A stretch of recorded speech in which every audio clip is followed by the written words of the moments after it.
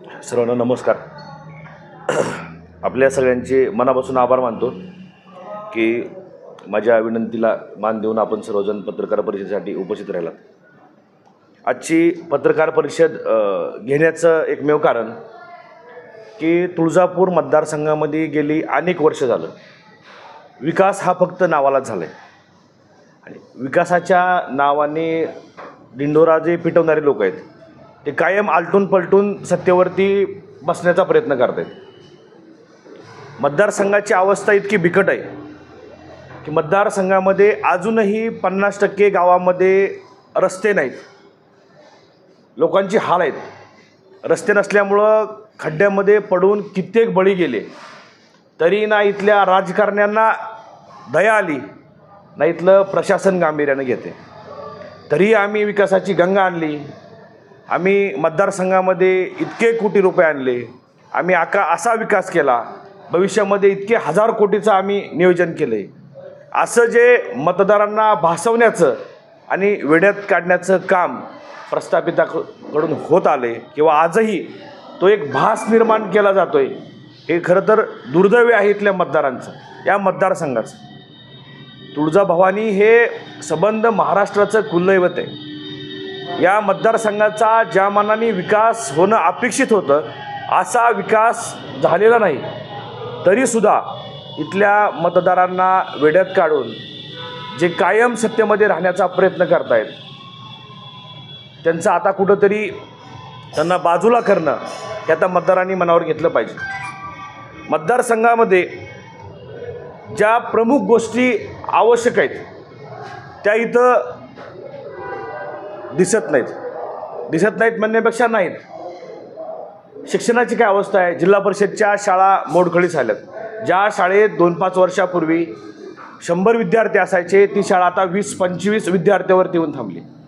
ज्यांच्याकडं पैसे आहेत ते इंग्लिश मिडियमला घालतील. भविष्यामध्ये ज्या गोरगरिबांच्याकडं पैसे नाहीत त्यांची पोरं शिकायची कुठं? हा निवडणुकीचा मुद्दा होत नाही. शेतकऱ्यांच्या शेतमालाला भाव मिळत नाही. आज शेतकरी हवालदिल झाला आहे की आम्ही सोयाबीन इतक्या काबाड कष्ट करून उत्पादित केलं, आता ते विकण्याची वेळ आली आहे आणि आमच्या पदरामध्ये काय पडते.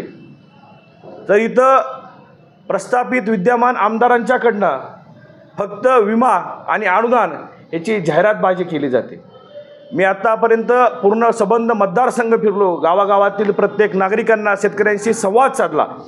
मी त्यांना हा आवर्जून प्रश्न विचारतो की तुम्हाला विमा अनुदान पाहिजे का तुम्हाला तुमच्या शेतमालाला भाव पाहिजे? कुठल्याही शेतकऱ्यांना हे अपेक्षित नाही की विमा अनुदानावरती कोण भुक्याजल नाही.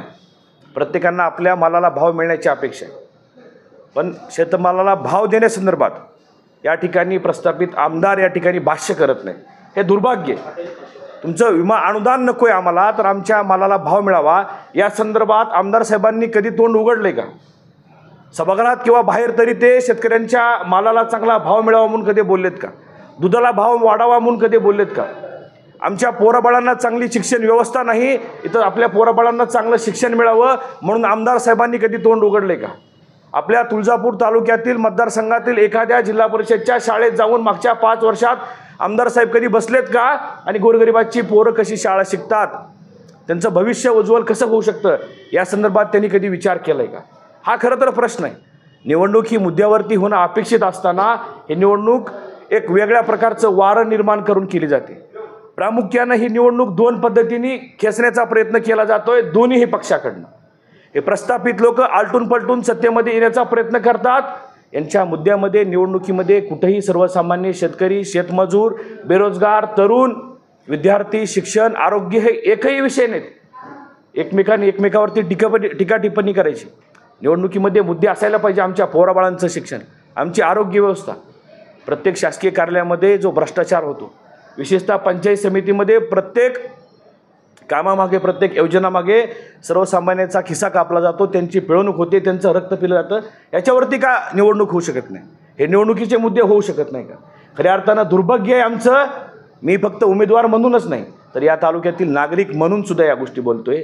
आम्हालाही वाटतं की शासकीय कार्यालयामध्ये गेलो तर त्या ठिकाणी आमचं स्वाभिमानामध्ये आमचं काम हवं. तिथं आमच्याकडून लाच घेतली नाही जावी. पण लाच दिल्याशिवाय एकाही सरकारी ऑफिसमध्ये काम होत नाही. याच्यावरती आमदार साहेबांनी मागच्या 5 वर्षात कधी काही विचार केला आहे का? कधी भाष्य केलं आहे का? हे आमचं दुःख नाही. आमच्या मालाला भाव मिळत नाही हे दुःख नाही. सरकारी दवाखान्यात गेलो आम्हाला चांगले उपचार मिळत नाहीत हे आमचं दुःख नाही. आमच्या पोराबाळांना शिक्षण मिळत नाही हे आमचं दुःख नाही.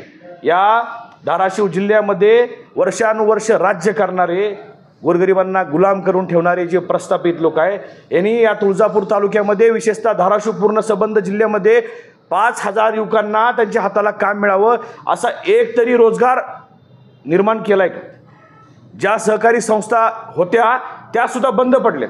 खरं तर आपण पत्रकार बांधव म्हणून आपण सुद्धा त्यांना हा प्रश्न कधीतरी विचारला पाहिजे. ते जे प्रेस नोट लिहून देत असतील किंवा ते जे भाष्य करतात ते फक्त जनतेसमोर घेऊन जाण्याऐवजी पत्रकार बांधवांनो तुम्हाला सुद्धा माझी हात जोडून विनंती आहे, तुम्ही सुद्धा या तालुक्याचे या जिल्ह्याचे नागरिक आहात. इथलं आपण सर्वजण इथले नागरिक समजून किंवा मतदार समजून तुम्ही सुद्धा कधीतरी विचार केला पाहिजे. त्यांना हा जाब विचारला पाहिजे की तुम्ही निवडणुका लढवता, निवडून येता, तुम्ही कधी सत्तेत आहात कधी नाही. दोन्ही उमेदवाराबद्दल भाष्य करतोय, दोन्ही पक्षाच्या बोलतोय मी, की तुम्ही सर्वसामान्याचा विचार कधी केला का? हा तुम्ही सुद्धा प्रश्न विचारला पाहिजे. काल गडकरी साहेब येऊन गेले. यांनी जर खऱ्या अर्थानं विकासच केला आहे मागच्या 5 वर्षामध्ये, त्यांनी जर हजारो कोटी जर तुळजापूर तालुक्याला आणलेच आहेत, तर त्यांना गडकरी साहेबांना इतक्या मोठ्या व्यक्तींना नळदुर्गला घेऊन येण्याची का गरज पडावी? का गरज पडावी? त्यांना लाडक्या बहिणीची गावोगावी फ्लेक्स लावून जाहिरात करण्याची का गरज पडावी? आणि त्याच्याही पलीकडे जाऊन ह्या निवडणुकीमध्ये खरं तर मला जात धर्मावरती बोलणं योग्य वाटत नाही, पण ह्या निवडणुकीमध्ये प्रामुख्याने दोन्हीही उमेदवारांनी जात घेऊन आलेत. ह्या जातीचं समीकरण उघड जरी नसलं तर प्रत्यक्षातपणे त्याची अंमलबजावणी यांच्याकडून होते. यांच्याकडं प्रत्येक जातीतला एक बांधव यांच्यासोबत यांनी घेतला. बंजारा बांधव असेल, धनगर बांधव असेल, लिंगायत बांधव असेल, दलित बांधव असेल, मुस्लिम बांधव असेल, वंजारी बांधव असेल, सगळ्या जाती धर्मातले एक एक माणसं ह्यांनी फक्त जनतेला चेहरा दाखवण्यासाठी की बाबा आपल्या जातीतला माणूस यांच्यासोबत आहे, आपल्या जातीतला माणूस त्यांच्यासोबत आहे, त्यांनी त्याच्या गावात जावं, त्याच्या मतदारांना सांगावं की मी त्यांच्यासोबत आहे. भविष्यात आपल्या जातीतला माणूस उमेदवारासोबत आहे, आपल्या जातीतला माणूस आमदारासोबत आहे, म्हणून जनतेने, भोळेबाबडे जनतेने आपल्या जातीतल्या माणसावरती विश्वास टाकावा. वेगवेगळ्या जाती धर्मातल्या माणसांना फक्त मतदान खेचण्यासाठी निवडणुकीच्या तोंडावरती पदं दिली जायची आणि आपल्याला जनतेला खुश करायचं की आमच्या जातीतल्या माणसाला पद दिले, म्हणून भोळ्या बाबड्या जनतेकडनं मतदान करण्यासाठी हे जातीचं विषसुद्धा कालवलं जातं आहे. हे जरी बाहेर दिसत नसलं तर याचं वास्तव आहे, हे गावोगावी मी पाहतो. निवडणुका कशावरती व्हायला पाहिजे? रोजगारांची काय विषय? सहकारी संस्था बंद पडल्या. भविष्यामध्ये MIDCचे कौडगाव MIDCबद्दल मी भाष्य करण्याची गरज नाही. तिथं किती तरुणांना रोजगार मिळाले याचा उल्लेख होतो. आता तामलवाडीला MIDC येणार आहे. एक निविदा निघाली, अधिसूचना निघाली, एका नोटिफिकेशनमध्ये उद्योग आला का? भूसंपादनाची प्रक्रिया आहे. 2 दिवसापूर्वी जिल्हाधिकाऱ्याकडे तिथल्या स्थानिक शेतकऱ्यांनी तक्रारी केल्या, आम्हाला विचारात घेतलं नाही. काही अल्पभूधारक आहेत, उद्या त्या शेतकऱ्यांच्या 1-2 एकर जमिनी MIDCमध्ये गेल्या, त्यांच्या पोराबाळांनी भीक मागायची का? तुम्ही येणार, तुमचाच कायदा, तुमचाच हक्क इथं दाबत राहणार, तुम्ही गोरगरिबांना तुम्ही प्रेशर देत राहणार. त्यांच्या पोराबाळांनी उद्या कुठं भीक मागत फिरायचं का? आमच्या पोराबाळांनी तुम्ही MIDC उभी कराल आणि आमच्या पोराबाळांनी तिथं काय वॉचमन म्हणून काम करायचं का? MIDCला माझा विरोध नाही, उद्योग आला पाहिजे, तरुणांना काम मिळालं पाहिजे, पण ते उद्योग उभा करण्यासाठी, MIDC उभा करण्यासाठी त्या ठिकाणचं वातावरण पोषक आहे का? तिथं वीज आहे का? तिथं पाणी आहे का? तिथली भौगोलिक अवस्था कशी आहे ह्याचा अभ्यास केला गेला का? ह्या गोष्टी का समोर येत नाहीत?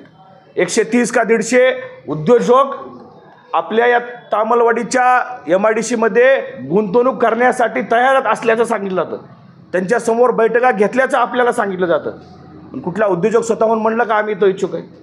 तर खरंच उद्योजक होते का, अजून कोणी होतं याबद्दल काय आपल्याला कल्पना आहे का? ज्या गोष्टी भासवल्या जातात, आपल्याला दाखवल्या जातात, याच्यामध्ये भोळी बाबडी जनता गुरफडून काढण्याचं इथं काम केलं जातं. खऱ्या अर्थानं ही निवडणूक विकासाच्या मुद्द्यावरती होत नाही, ही निवडणूक तुमच्या आमच्या प्रश्नावरती होत नाही, तर ही निवडणूक यांना सत्तेत जायचं आहे म्हणून होते. या गोष्टी कुठंतरी उजेडात याव्या यासाठी ही पत्रकार परिषद आहे.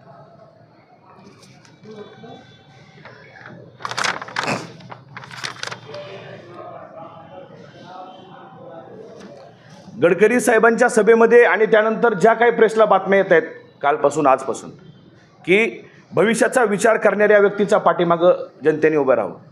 खऱ्या अर्थानं आमदार महोदय सर्वसामान्याच्या भविष्याचा विचार करतात असं आपल्याला वाटतं? आमदार महोदयांनी कधी सर्वसामान्याचा विचार केलाय? त्यांच्या कुटुंबामध्ये किती वर्षापासून सत्ता आहे? गेली 30-40 वर्षापासून त्यांच्या कुटुंबामध्ये सत्ता आहे. किती उद्योग आहेत आपल्याकडं? आपल्या धाराशिव जिल्ह्याचा, तुळजापूर तालुक्याचा काय विचार केला आतापर्यंत त्यांनी? काय ठेवलं त्यांनी जिल्ह्यामध्ये? दूध संघ बंद पडलेत, सहकारी इतर संस्था बंद आहेत, ज्यांनी चालू उद्योग बंद पाडले ते आपल्या भविष्याचा विचार करणार आहेत का? त्यांच्याकडनं मतदारसंघाला किंवा आपल्या जिल्ह्याला काय अपेक्षा असणार आहे? आणि ज्या पद्धतीनं जनतेला भासवण्याचा प्रयत्न केला जातोय, बसवसृष्टी असो, नाईक साहेबांचं स्मारक असो, खरं तर स्वागत आहे त्या गोष्टीचं. आपल्याकडं असं घडत असेल, नाईक साहेबांचं स्मारक येत असेल, बसवसृष्टी होत असेल नंदूरला, किल्ला एक पर्यटन स्थळ म्हणून जर उदयास येत असेल तर या गोष्टीचा निश्चित आनंद आहे, त्याचं स्वागत व्हायला पाहिजे. पण हे खरंच प्रत्यक्षात होणार आहे का? का फक्त हे निवडणुकीच्या तोंडावरती जनतेला वेड्यात काढायचं काम चाललं? मी जेव्हा जेव्हा सोशल मीडियावरती त्यांचं हे भविष्यात होणारं काम पाहतो तेव्हा मला सुद्धा भास होतो की मी तुळजापूर तालुक्यात फिरतोय का दुबईमध्ये फिरतोय. मोबाईल सोशल मीडियावरती ह्या गोष्टी पाहिल्यानंतर मला असं वाटायला लागलं की मी तुळजापूरला आहे का दुबईमध्ये. असं वाटतं नळदुर्गचा काय कायापालट होणार आहे, तुळजापूर शहराचा कसा कायापालट होणार आहे. हा कायापालट फक्त डिजिटलला दाखवला जातो. प्रत्यक्षात ह्या गोष्टी होतील का नाही हा प्रश्न आहे. मागील 10 वर्षामध्ये मोदी साहेबांनी जितके नारळ आपल्या देशभरात फोडले नसतील उद्घाटनाचे, त्याच्यापेक्षा अधिक नारळ आपल्या आमदार साहेबांनी मागच्या 2 महिन्यामध्ये तालुक्यात फोडलेत. खरं तर हा प्रश्न आहे की त्यांनी फोडलेल्या नारळाची कामं पुढच्या 50 वर्षात तरी होतील का? ही भयान इथली अवस्था आहे. दोन्ही उमेदवार पाहता जनतेमधून सुद्धा हा सूर आहे की दोघं मॅनेज तर नाहीत ना, हे मॅनेज करून तरी उमेदवारी दिलेली नाही ना. हे वास्तव आहे. ही मी बोलत नाही, जनता बोलते. कित्येक मतदारांचे लोकांचे मला फोन येतात, ते सांगतात की दादा तुम्ही पळत राहा, तुम्ही कष्ट करत राहा, तुम्हाला निश्चित येणार आहे. यश अपयश हा माझा विषय नाही. खऱ्या अर्थानं ही निवडणूक मला यश मिळावं, आमदार व्हावं आणि आमदार म्हणून मिरवावं किंवा करोडो रुपये कमावं हे माझं स्वप्न कालही नव्हतं, आजही नाही, भविष्यात सुद्धा नसणार आहे. खऱ्या अर्थानं इथल्या सर्वसामान्यांना न्याय मिळाला पाहिजे, त्यांच्या अडचणी मिटल्या पाहिजे, आपल्या पोराबाळांना चांगलं शिक्षण मिळालं पाहिजे, आपली आरोग्य व्यवस्था चांगली पाहिजे, याच्यासाठी मी ही निवडणूक लढवते. कित्येक योजना इतक्या शेतकऱ्यांना मातीत घालणारे आहेत, त्या योजनेवरती भाष्य केलं जात नाही. आमचा भोळा बाबडा शेतकरी कायमस्वरूपी काबाड कष्ट करतो, त्याच्या हातामध्ये काहीसुद्धा उरत नाही, त्याच्यावरती भाष्य केलं जात नाही. एक उदाहरण म्हणून तुम्हाला मी योजना सांगतो. मागल त्याला विहीर अशी एक योजना आहे, तुम्ही सुद्धा सगळे ऐकून असाल. तुम्ही सगळे सर्वसामान्याचेच शेतकऱ्यांचेच, तुम्ही शेतीशी संबंधित शेतकरी तुम्ही असाल. मागल त्याला विहीर अशी एक योजना आहे. योजनेचं उद्दिष्ट काय असावं? शेतकऱ्यांचं भलं करणं हेच उद्दिष्ट असावं ना. शेतकऱ्यांना विहीर दिली म्हणजे त्याला पाण्याची साठवणूक होईल, त्याची शेती चांगली होईल, तो सुखी होईल. जर सरकारचं मागल त्याला विहीर देणं आणि त्याला विहीर देऊन त्याला समृद्ध करणं हे उद्दिष्ट असेल तर रोजगार हमी योजनेतून ती विहीर करावी अशी खुट्टी मारण्याची काय गरज आहे? प्रत्येक योजनेमागं एक खुट्टी मारून ठेवली, त्याला एक आकडा लावून ठेवला आहे. विहीर तर करा पण ती रोजगार हमी योजनेतून करा. सोयाबीन काढायला माणूस मिळत नाही, विहीर पाडायला माणूस आता मिळू शकतो? शक्य आहे. विहीर पाडायला जिथं पाषाण आहे, खडक आहे, अशा ठिकाणी विहीर पाडायला मजूर मिळू शकतो का? कधीच शक्य नाही. मग काय होतं? शेतकरी मग मशीननी विहीर करायला जातो. मशीननी विहीर करणं म्हणजे ते नियमात बसत नाही. मग काय होतं? मग भ्रष्टाचाराला इथून सुरुवात होते. मस्टर तयार करण्यापासून, विहीर मंजुरीपासून. मग त्या गावातील 5-10 लोकांचे पासबुक मस्टरला दाखवायचे, त्यांच्या खात्यावरती ते पैसे येणार. 10 लोकांच्या खात्यावरती पैसे आले, त्यातली 1-2 लोक पैसे देत नाहीत शेतकऱ्याला. मशीनला पैसे इकडून तिकडून गोळा करून शेतकरी भरतो. मशीनचे पैसे ज्याच्याकडनं घेतले ते परत देण्यासाठी सुद्धा त्या शेतकऱ्याची वाईट अवस्था आहे. कुठून द्यायचे पैसे त्यांनी? जर तुम्हाला शेतकऱ्यांचं भलं करायचं आहे तर तुम्ही थेट विहीर द्या. बाबा रे 20 फूट तू खांद, एवढे पैसे घेऊन जा. 40 फूट खांद, पुढचे घेऊन जा. 60 फूट झाली का पूर्ण पैसे घेऊन जा, विषय मिटला. ही जी रोजगार हमी योजनेतून जी ही विहीर करायची, त्याच्यामागं उद्या शेतकऱ्याची या प्रशासनानं अडवणूक करायची आणि सांगायचं की ही मजुरांनी विहीर केली पाहिजे, तुम्ही मशीननी घेताय. मजुरांनी विहीर घ्यायची हे फक्त कागदावरती दाखवलं जातं. विहीर होते मशीननीच, आणि मशीननी विहीर होते ते रेकॉर्डवर दाखवण्यासाठी मग इथं पंचायत समितीमध्ये भ्रष्टाचार होतो. विहिरीची प्रक्रिया पूर्ण होईपर्यंत, बिले उचलेपर्यंत प्रत्येक मस्टरला मग त्या ठिकाणी पैसे कुणाला किती द्यायचे, जिओ टॅगिंगचा विषय असेल, अजूनही बऱ्याच प्रक्रिया आहेत त्या ह्याच्यामध्ये. त्याच्यामध्ये प्रत्येक ठिकाणी मग पैसा शेतकऱ्याची लुटमार होते, याच्यामध्ये भ्रष्टाचार होतो आणि हे पैसे नेमके कुणाच्या घशात जातात हा विषय. भ्रष्टाचाराचा जरी हा मुद्दा बाजूला ठेवला तर मग ह्या ज्या गोष्टी घडत आहेत, ह्या ज्या योजना आहेत, ही जी सरकारी धोरणं आहेत सरकारची, ह्या धोरणावरती आमदार साहेबांचं याच्यावरती लक्ष नसेल का? आमदार साहेबांना या योजनेवरती किंवा शेतकऱ्यांना एखादी योजना राबवण्यासाठी अशा अडचणी येतात आणि शेतकरी मग भ्रष्टाचाराला बळी पडतो, त्याचा खिसा कापला जातो. ह्या गोष्टी आमदार साहेबांना कळत नसतील का? ह्या गोष्टी इतर उमेदवारांना, काँग्रेसच्या उमेदवारांना कळत नसेल का? या गोष्टीवरती का भाष्य केलं जात नाही? ह्या गोष्टीवरती बोललं पाहिजे. जोपर्यंत या गोष्टीला आपण नाही बोलणार आपण किंवा याला वाचा फुटणार नाही, तोपर्यंत ह्या गोष्टी उजेडात येणार नाही. खरं तर या गोष्टी सभागृहामध्ये लावून धरण्याची गरज आहे. सभागृहामधून एखाद्या योजना चुकीच्या असतील त्याची अंमलबजावणी करण्यासाठी शेतकऱ्यांना अडचणी निर्माण येत असतील आणि त्यामुळे जर शेतकऱ्यांचा खिसा कापला जात असेल तर अशा गोष्टीवरती ज्या लोकांना आपण निवडून दिले त्यांनी हे प्रश्न सभागृहात लावून धरून कायदे बदलण्याचं, योजनेमध्ये तरतुदी करण्याचं काम केलं गेलं पाहिजे. पण नाही, ह्यांना शेतकऱ्याची जाणीव आहे.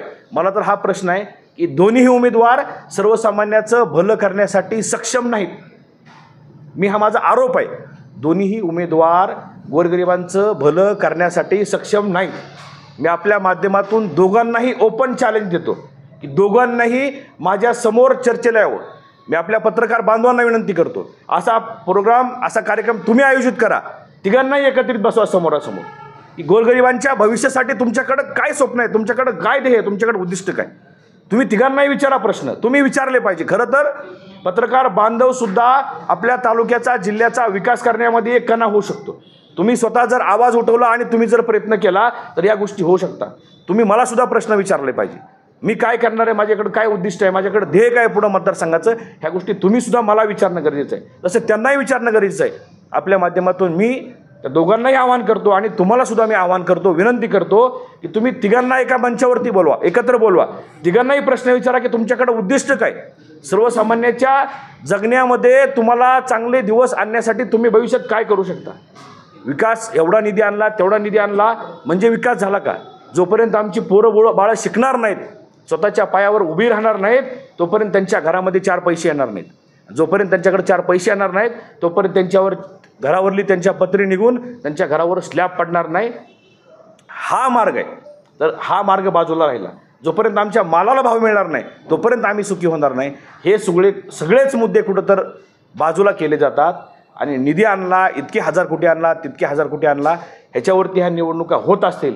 प्रत्यक्षात कुठंच काय दिसत नाही. तुम्ही सगळे पत्रकार बांधव एक दिवस माझ्यासोबत चला, तुम्हाला दाखवतो तंड्यावरती चालता येत नाही अशी अवस्था आहे.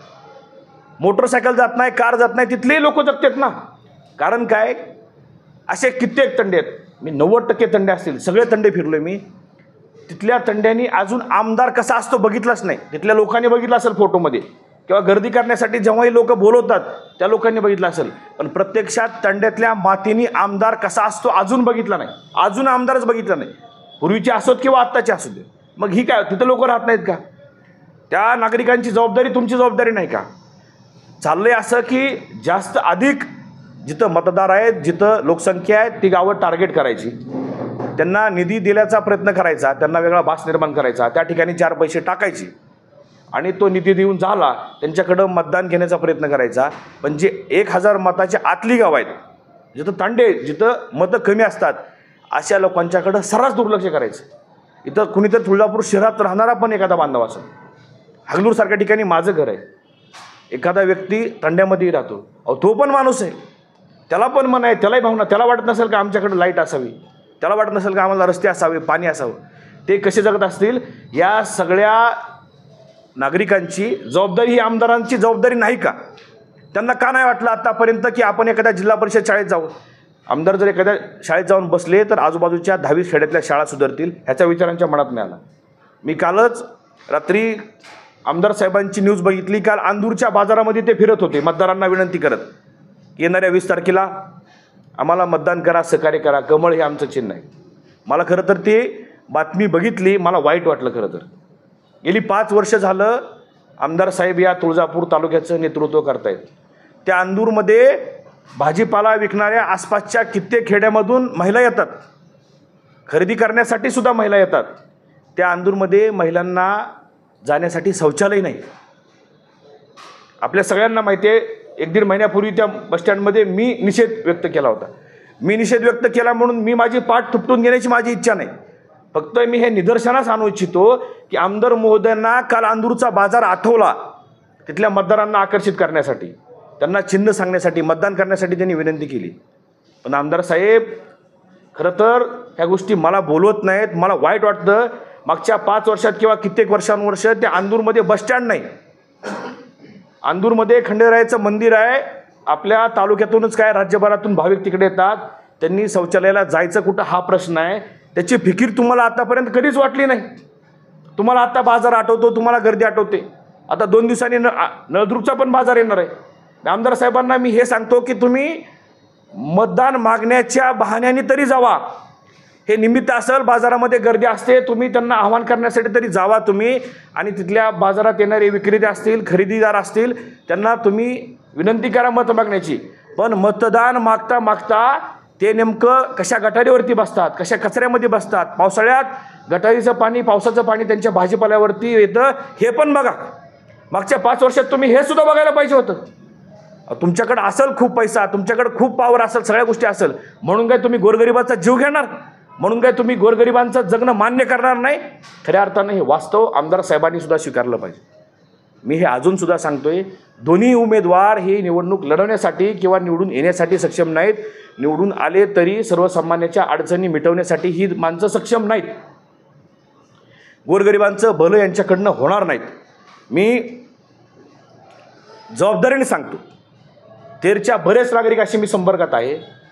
आपल्या सगळ्यांना सुद्धा माहिती आहे आता तुळजापूरचा खूप मोठ्या प्रमाणात विकास होणार आहे, हे सुद्धा भासवलं जातं. नळदुर्गचा खूप मोठ्या प्रमाणात विकास होणार आहे, हे सुद्धा भासवलं जाते.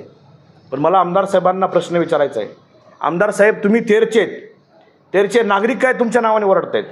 तेरमध्ये मंदिरासाठी तुम्ही पत्रे टाकू शकले नाहीत. ते पत्रे सुद्धा चव्हाण साहेबांनी मागच्या काळात टाकली. तुम्ही स्वतःच्या गावामध्ये गोरोबा काकाचं मंदिर हे तीर्थक्षेत्र आहे, महाराष्ट्रामध्ये नावाजलेलं आहे. तुम्ही तिथं पत्रे टाकू शकत नसाल, तुम्ही भविष्यामध्ये तुळजापूर आणि नळदुर्गचा विकास काय करणार? जर तुमच्याच गावात तुमच्या बुडाखाली आमदार असेल तर तुम्ही आम्हाला तुळजापूरला, नळदुर्गला विकास करू, असं करू, तसं करू, हे म्हणण्यासुद्धा तुम्हाला अधिकार नाही. खऱ्या अर्थानं आत्तापर्यंत तुम्ही जनतेला वेड्यात काढून मतदान घेऊन तुम्ही सत्तेत गेलात. झालं तेवढं बस झालं. मी तुम्हाला विनंती करतो की तुम्ही जनतेला वेड्यात काढणं बंद करा आणि तुम्ही वास्तव्यावरती या. आणि या पत्रकार परिषदेच्या माध्यमातून मी अजून शेवटी ही विनंती करतो की आमदार महोदयांनी आणि काँग्रेसचे उमेदवारांनी सुद्धा समोरासमोर यावं. तुमच्याकडं काय विजन आहे हे सांगावं. मी माझं विजन सांगतो. ज्या गोष्टी तुम्ही आमदार साहेब भविष्यात करून देणार, हे करणार, ते करणार सांगतात ना, तर माझं ओपन चॅलेंज आहे. 500 रुपयाच्या स्टॅम्प पेपरवरती तुम्ही हे लिहून द्या की भविष्यात मी ह्या गोष्टी करणार आहेत. आणि 500 रुपयाचे स्टॅम्प तुम्ही गावोगावी वाटा. या निवडणुकीतून मी माघार घेतो. माझं चॅलेंज आहे त्यांना. ज्या गोष्टी ह्या सगळ्या करण्याचा ते दावा करतायत मागच्या 2 महिन्यापासून, तर त्यांनी हे 500 रुपयाच्या स्टॅम्प पेपरवरती लिहून द्यावं आणि ते स्टॅम्प गावोगावी वाटावे. त्यांनी जर ही कृती केली, त्या क्षणापासून मी निवडणुकीतून माघार घेतो आणि आमदार साहेबांना जनतेने निवडून द्यावं असं मी स्वतः आवाहन करतो. हे सुद्धा मला त्यांना माझं हे ओपन चॅलेंज आहे. याच्याही पलीकडे जाऊन तुम्हाला मला सांगायचं आहे की ही लोक सक्षम नाहीत, हे कधीच कोणाचं भलं करू शकणार नाहीत. या पत्रकार परिषदेच्या माध्यमातून जनतेने सावध व्हावं. तुम्ही पत्रकार बांधवांनी सुद्धा सर्वांनाच प्रश्न उपस्थित करावे. पत्रकारितेसोबत बांधवांनो हात जोडून विनंती आहे, तुम्ही आपल्या तुळजापूरचा, धाराशिवचा विकास होईल यासाठी तुम्ही सुद्धा मलाही आणि इतरांना सुद्धा प्रश्न विचारावे. जोपर्यंत आपण प्रश्न विचारणार नाहीत तोपर्यंत ते जे सांगत राहते ते जर आपण मांडत गेलो तर ते सांगतात, आपण मांडत राहतो, त्याप्रमाणे जनता ऐकते. जनता ही भोळी बाबडी आहे. एखाद्या दगडाला जर शेंदूर फासला तर त्या दगडाला देव म्हणून नमस्कार करणारी, त्याचं दर्शन घेणारी जनता आहे. आपल्या सगळ्यांची जबाबदारी आहे बांधवांनो. मी जर काही चुकीचं माझं वक्तव्य होत असेल की मला चुकीचं वाटत असेल तर तुम्ही सुद्धा मला जरूर जाब विचारा. पण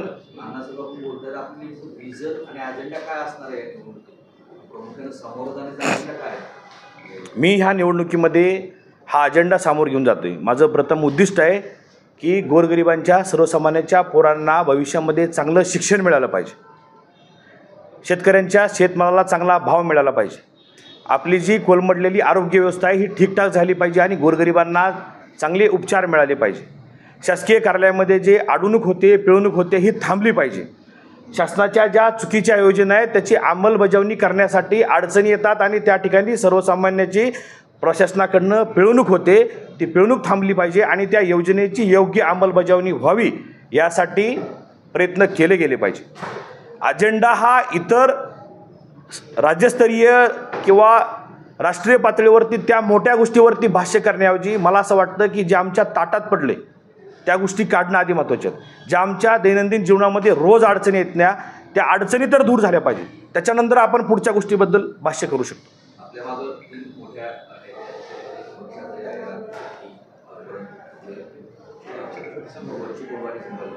काय नेमकी तुम्हाला त्यांच्याकडून कुठल्या मुद्द्यावरती ही निवडणूक झाली पाहिजे आणि तुळजापुरात काय आवश्यक आहे, काय त्यांनी त्याच्यामार्फत सांगितलं? मी तिघांच्या पण सभा मिळाव्या असा मी प्रयत्न करत होतो, पण वेळेअभावी ते तिघंही येऊ शकले नाही.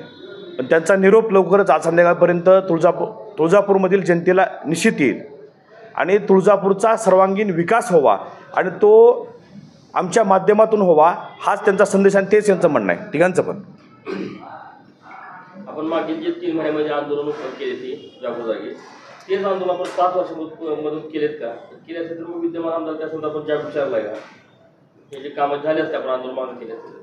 नाही, निश्चित आपण बोलताय ते बरोबर आहे, पण सर्वसामान्य माणसाला एकाएकी ह्या प्रक्रियेमध्ये येऊन उभा राहणं आणि ह्या सगळ्या गोष्टीला तोंड देणं एवढं शक्य नाही.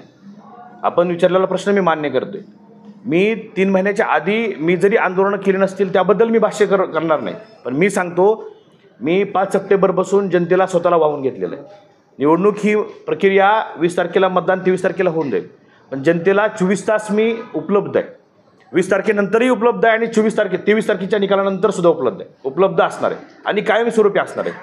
ज्या ज्या ठिकाणी माझी गरज आहे, गरज नाही ठिकाणी सर्वसामान्य माणूस जिथं अडचणीत आहे त्या ठिकाणी मी आंदोलन असेल, निषेध असेल किंवा कुठलाही मार्ग असू दे तो अवलंब करून मी जनतेच्या अडचणी सोडण्यासाठी कायमस्वरूपी प्रयत्नशील असणार आहे. तुम्ही आले होते, नंतर 2024 आले इलेक्शनमध्ये, 2019 इलेक्शनमध्ये उभं राहायचं म्हणून आले होते का? नाही, मी 2019ला निवडणूक लढवली नाही. आत्तापर्यंत मी ग्रामपंचायत सदस्याची सुद्धा निवडणूक लढवलेली नाही. 2019ला मी प्रहारच्या माध्यमातून बच्चूभाऊच्या माध्यमातूनच मग शेतकऱ्याचे प्रश्न हाताळण्यासाठी काही आंदोलनं उपोषणं केली होती, पण मी निवडणूक लढवलेली नव्हती किंवा निवडणूक लढवणारच असं कुठं जाहीर सुद्धा केलेलं नव्हतं. आपण निवडणुकीच्या तोंडावरती 3 महिन्यापूर्वीच आपण आंदोलन सुरू केले आणि आपण निवडणूक लढवत आहे. आपल्याला जनता स्वीकारेल का? तो जनतेचा विषय आहे, त्याची मी अपेक्षाही ठेवत नाही. मग मी 3 महिन्यापासूनच जनतेमध्ये आलो आहे, आता 3 महिन्यापासूनच जनतेच्या प्रश्नावरती भाष्य करतो आहे. ह्याचा अर्थ मी निवडणूक लढवायची नाही असं काय का? मी उशिराने जरी का आलो असलो तरी मी माझे विचार व्यक्त करतो आहे. माझ्याकडं जनतेसाठी एक स्वप्न आहे, माझ्याकडं ध्येय आहे. मी आत्ता सांगतो आहे, अजूनही वेळ गेली नाही. 20 तारखेला मतदान करायचं अजून 4 दिवस आहेत ना. जनता अजूनही 4 दिवसामध्ये मला स्वीकारू शकते आणि मला आमदार या तालुक्याचं करू शकते. तुम्ही पाण्याच्या मुद्द्याला घेऊन सुरुवात त्याच्यापासून केली होती. आता वास्तव असं उभं केलं जातं दाखवलं जातं जे कसं 7 केजीची पाणीपुरची मार्फत मिळणार ते तुळजापूर तालुक्याला मिळेल. आपण पहिल्यापासून त्याच्यावरती आवाज करतो. आज विरोधी पक्ष म्हणून आपल्याला त्या पाण्याबाबत वस्तुस्थिती काय वाटते आणि पुढील काळात त्याबाबत आपली भूमिका काय असणार आहे, म्हणजे आजची वस्तुस्थिती जर काही नसेल. खरं तर हा वर्षानुवर्षाचा प्रश्न आहे. दोन्ही पक्षाकडून पाणी आम्ही आणलं, आम्ही आणतोय किंवा आम्ही आता वितरित करणार याच्यावरती श्रेय घेण्याच्या पलीकडे या दोघांचंही काय काम नाही. आता पाण्याचा प्रश्न अजून जाग्यावरतीच आहे, पण त्याच्यावरती मतदान घेण्यासाठी फक्त ही रस्सीखेच सगळी चालू आहे. खऱ्या अर्थानं मी प्रामाणिकपणे सांगतो, मतदान घेणं किंवा जनतेला भुलभुलया करून मी किती चांगला ह्या सांगण्याच्या भानगडीत मी पडणार नाही. पण मी हे प्रामाणिकपणे सांगतो की ही योजना जर प्रामाणिकपणे आमदार उद्या कुणीही होऊ द्या, आमदार कुणीही होऊ द्या, मी असो किंवा अजून कुणी असो, तर त्या व्यक्तीने जरी प्रामाणिक प्रयत्न केला, किती जरी निधी उपलब्ध करून घेतला, तरी प्रत्यक्षात शेतकऱ्याच्या बांधाला हे पाणी जाण्यासाठी कमीत कमी 5 ते 10 वर्ष लागतील असा हा अंदाज आहे. तर डिसेंबरमध्ये पाणी पडतंय का ह्याच्याबद्दल संशयच आहे. मी मगाशी स्टॅम्प पेपरचं जे बोललो आमदारांना, माझा हे पण मला त्यांना म्हणायचं आहे की तुम्ही जर डिसेंबरमध्ये खरंच पाणी सोडणार आहात ते सुद्धा तुम्ही स्टॅम्प पेपरवरती लिहून द्यायला पाहिजे.